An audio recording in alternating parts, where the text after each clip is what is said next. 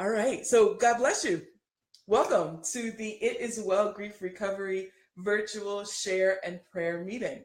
I am Kamitha Whipple, and I help clients through their process to grief recovery using proven counseling techniques and methods, scripture, and prayer. I have over 7 years of professional experience and 10 years of volunteer experience meeting the practical needs of vulnerable populations, including the sick, the dying, and the bereaved. I am called by God to serve the seriously ill, those in the end of life transition, grieving families, and people experiencing grief due to some other kind of loss. And regularly, I post free videos to help you in your grief journey as well. So thank you so much for watching. Today, we are getting peace on grieving during the holidays. And I'm going to share with you some practical advice on how to reclaim the holiday spirit. But first, as a thank you for watching, because I have a whopping 12 followers on Facebook, one blessed watcher will receive a $12 Amazon gift card. Stay tuned to the end to learn the rules of this week's giveaway. I'm going to announce the winner in next week's video. So let's share. When we talk about grief during the holidays, the truth is the most wonderful time of the year isn't wonderful for a lot of people. And when you're grieving a loss, whether that's a person, a relationship, or a major life event, you might feel all alone, but you're not. According to a 2013 article on CNN.com that you can find very easily on an internet search, the frequency of death spikes in December. So more people are grieving loved ones during the holiday season. And those who are grieving other kinds of loss earlier in the year don't just stop grieving simply because it's late November. In fact, it can get worse. Why? Well, because this season brings a lot of triggers. All the special smells, the sights, and the songs that we only experience once a year instantly remind you of conversations and experiences you had when things were happy. And that reminds you of the loss all over again. This season brings a lot of negative coping mechanisms. Holiday parties are awash with unhealthy foods, alcohol, lack of exercise, awkward, boring conversations with extended family members, spending lavishly, and just overindulgence. None of those are healthy for grievers. So it's easy to rationalize that, you'll treat yourself just this once because it's Thanksgiving or Christmas or Wednesday night and slip into a bad habit that negates the great work that you're doing in grief recovery. This season brings a lot of obligations. Shopping in crowded malls or making a special dish perfectly is stressful on a regular holiday season. But when you add grief on top of it, it's just a recipe for a breakdown. And this is even more true if the obligation you need to fulfill is a new one because of the loss. See, it's a lot of pressure to make the perfect sweet potato pie just like grandma, or to tell that animated and engaging story to the children like your ex did. More than any other time of year, this season is invasive. You just can't get away from it. Even if you try to skip Christmas altogether, which I don't suggest that you do. At work, there are special decorations and music and that awkward Christmas party. Every storefront and every website has a holiday themed sale. Driving home, you see Christmas lights on street lamps and houses and trees, and every commercial has happy children and twinkling snow and sleigh bells. And if you're trying to avoid triggers, you are going to be sorely disappointed. And finally, the season is just synonymous with happiness and nothing but happiness. Now, I'm not against happiness, but from mid-November to January 6th, it seems like the whole world is happy. And that can be really isolating for someone who is sad or angry or tired or any of the thousands of emotions you experience when you grieve. You feel like no one else is going through something similar.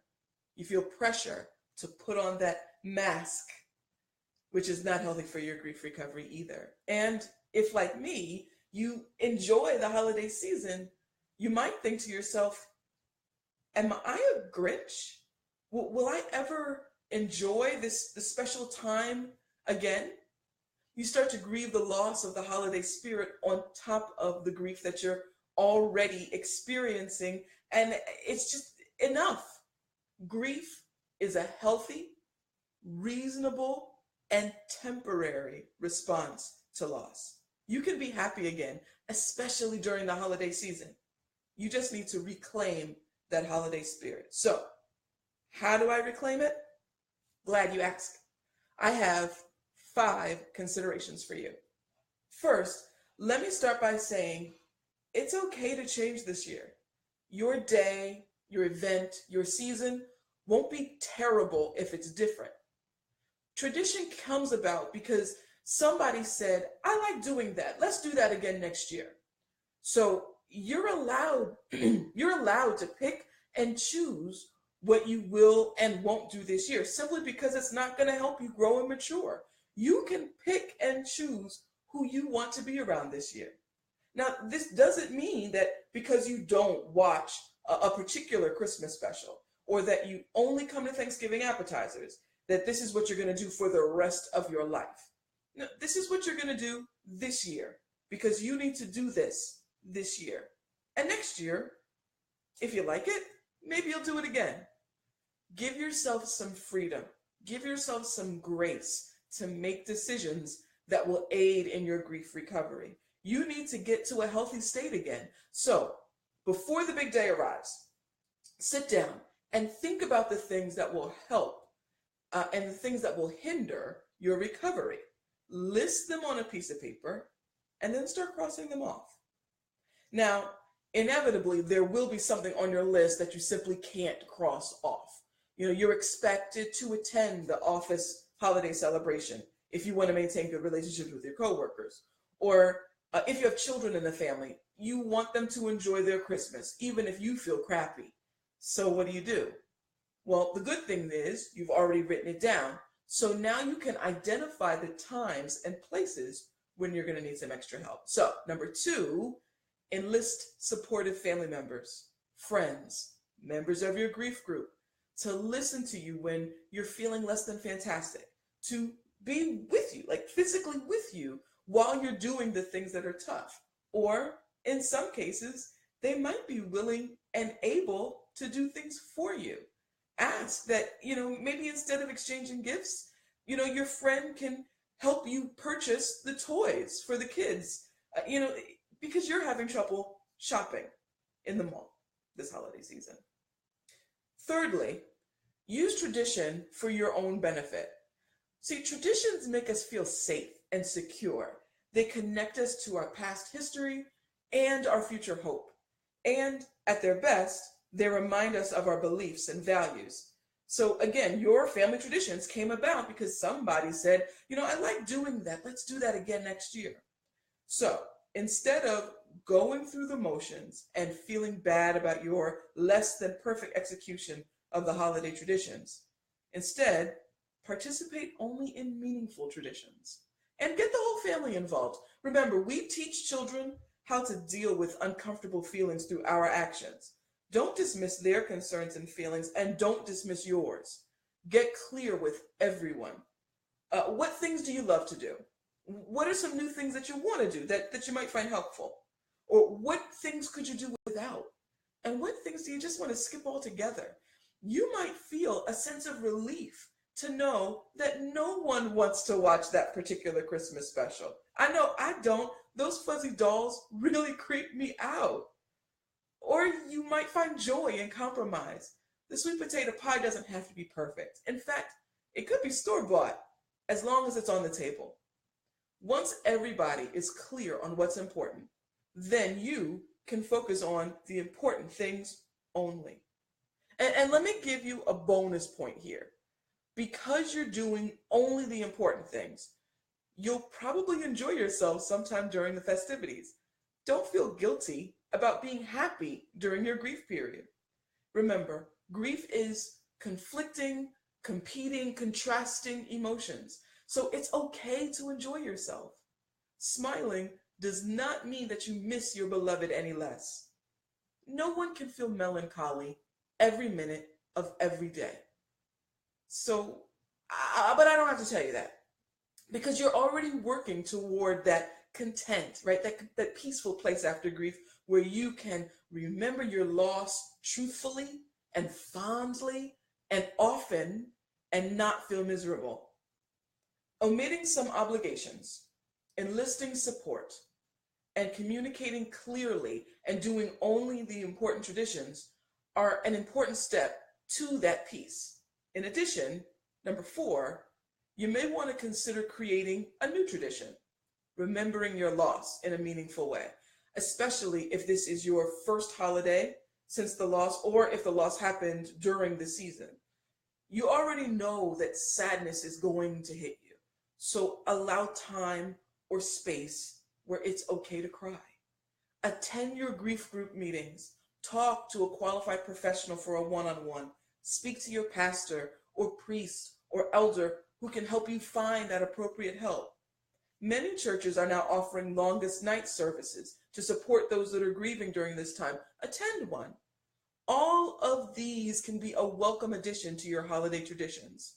And finally, fifthly and finally, it may be helpful to create a new way to remember the loss. Carve out 5 minutes or an entire day to remember your loss with family and friends.